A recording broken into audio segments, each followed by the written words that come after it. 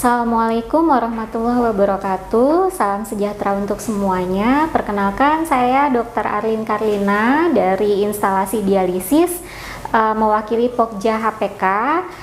Kali ini saya akan menyampaikan materi mengenai keterlibatan pasien dan keluarga pasien dalam perawatan dan pengambilan keputusan. Yang pertama, di standar HPK 2 disebutkan tentang pasien dan keluarga pasien dilibatkan dalam semua aspek perawatan dan tata laksana medis melalui edukasi dan diberikan kesempatan untuk berpartisipasi dalam proses. Pemberian edukasi dan informasi harus tercakup pertama kondisi medis, diagnosis, rencana perawatan dan terapi, hasil yang diharapkan, serta kemungkinan hasil yang tidak dapat diantisipasi. Ini adalah formulir edukasi terintegrasi yang harus diisi oleh PPA. Jadi tidak hanya dokter, namun PPA yang lain juga harus mengisi formulir edukasi terintegrasi. Kemudian yang kedua itu ada second opinion. Disebutkan dalam standar HPK 2 elemen penilaian E, yaitu rumah sakit memfasilitasi permintaan pasien untuk mencari pendapat kedua tanpa khawatir akan mempengaruhi perawatannya selama di dalam atau luar rumah sakit. Second opinion ini diberikan oleh dokter lain terhadap suatu diagnosis atau terapi maupun rekomendasi medis lain terhadap penyakit yang diderita pasien. Nah, ini prosedur second opinion di kita. Jadi jika ada pasien atau keluarga pasien yang menginginkan second opinion, melapor ke nurse, kemudian nurse-nya melapor ke DPJP, kemudian ada formulir khusus yang harus disiapkan dan menjelaskan bahwa banyak pertimbangan, termasuk salah satunya adalah biaya kalau konsultasi atau ada pemeriksaan yang disarankan oleh dokter tersebut gitu.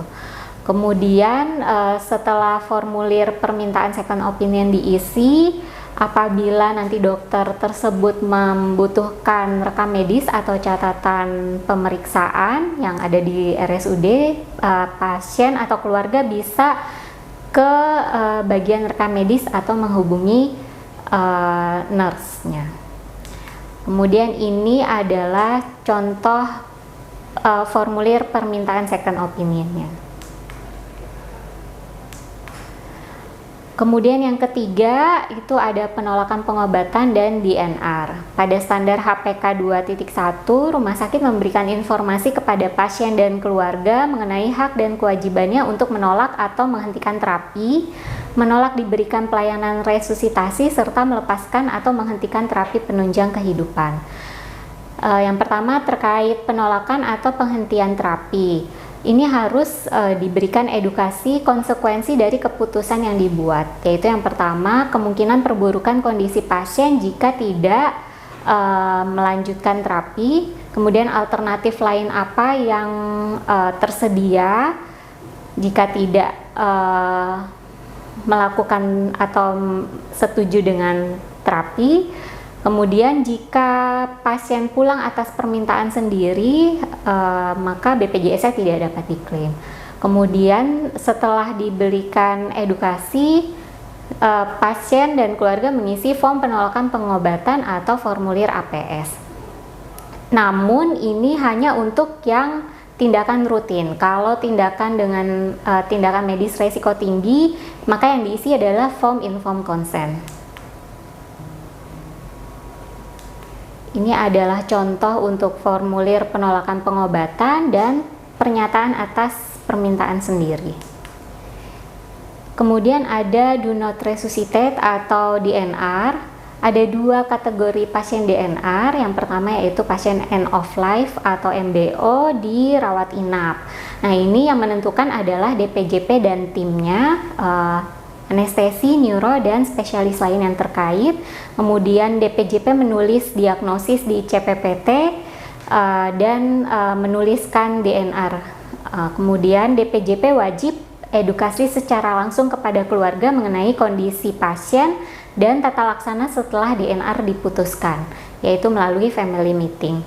Yang kedua adalah pasien dengan kategori pasien paliatif, misalnya pasien CA atau pasien CKD. Pasien bisa datang ke IGD atau ke poli karena penyakit utamanya atau karena penyakit penyerta yang lain, gitu ya. Dan kemudian menyatakan dirinya sendiri DNR, dan bila terjadi perburukan selama perawatan maka tidak dilakukan resusitasi. Nah, kalau yang pasien paliatif ini dapat ditetapkan oleh GP dan ditandatangani oleh pasien, sebisa mungkin bukan orang lain karena pasiennya masih di awal datang masih kondisinya masih klinisnya cukup baik gitu ya. Kemudian diberikan terapi sesuai indikasi rawat inap selama tidak terjadi henti jantung. Nah, ini pasien yang sudah ditetapkan DNR, jika terjadi perburukan kondisi hanya diberikan 3 terapi utama, yaitu oksigenasi, nutrisi, dan cairan, dan tidak diberikan obat atau tindakan bantuan hidup lanjut seperti support obat-obatan ya. Kemudian form DNR hanya dipakai untuk 2 kategori pasien tersebut. Jika pasien tidak masuk dalam kategori tersebut, bukan pasien end of life atau bukan pasien paliatif, namun keluarganya tidak mau dilakukan resusitasi, maka yang dipakai adalah formulir informed consent, penolakan tindakan medis, bukan formulir DNR. Kemudian tanda yang kita berikan kepada pasien DNR adalah pin ungu pada gelang identitas pasien. Ini adalah formulir DNR. Kemudian yang selanjutnya yaitu informed consent. Informed consent ini ada di standar HPK 4.1. Persetujuan tindakan atau informed consent pasien diperoleh melalui cara yang telah ditetapkan rumah sakit dan dilaksanakan oleh petugas terlatih dengan cara dan bahasa yang mudah dipahami pasien, serta ada standar HPK 4.2. Rumah sakit menerapkan proses untuk pemberian persetujuan oleh orang lain sesuai dengan peraturan perundangan yang berlaku. Ini Undang-Undang Nomor 17 Tahun 2023 tentang kesehatan terkait informed consent. Yang pertama, setiap tindakan pelayanan kesehatan perseorangan yang dilakukan oleh tenaga medis dan tenaga kesehatan harus mendapat persetujuan. Nah, persetujuannya ini diberikan setelah pasien mendapat penjelasan yang memadai. Nah, apa saja yang dijelaskan? Itu yang pertama, diagnosis, indikasi, tindakannya apa dan tujuannya, resiko dan komplikasi yang mungkin terjadi, alternatif tindakan lain dan resikonya, resiko apabila tindakan tidak dilakukan, serta prognosis setelah memperoleh tindakan. Siapa yang memberikan informasi terkait tindakan tersebut, yaitu DPJP atau operator.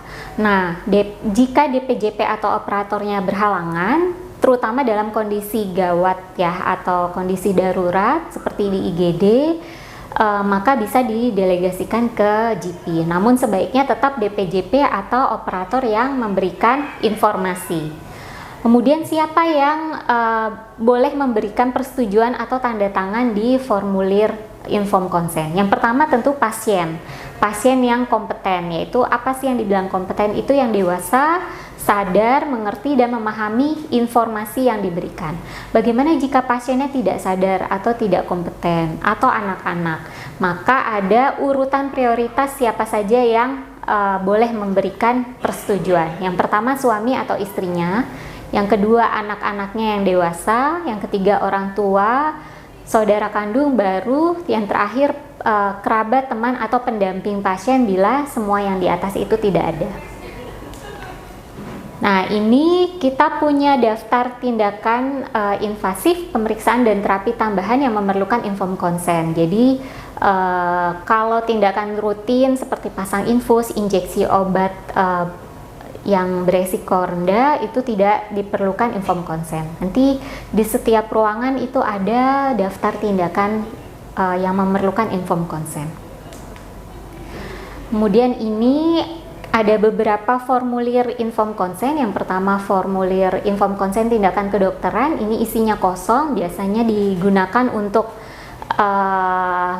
berbagai macam tindakan kedokteran resiko tinggi atau invasif seperti tindakan operasi atau yang sering ditemui misalnya di IGD untuk pasang kateter, hecting, atau NGT dan lain-lain.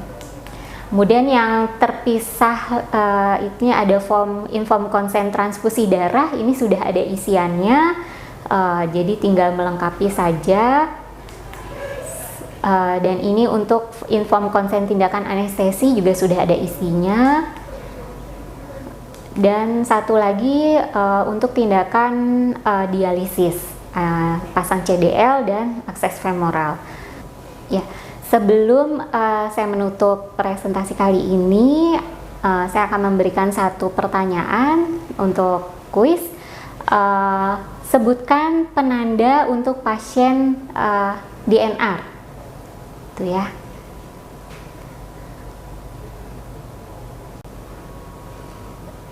Demikian presentasi dari saya. Semoga materinya dapat bermanfaat. Terima kasih atas perhatiannya. Assalamualaikum warahmatullahi wabarakatuh.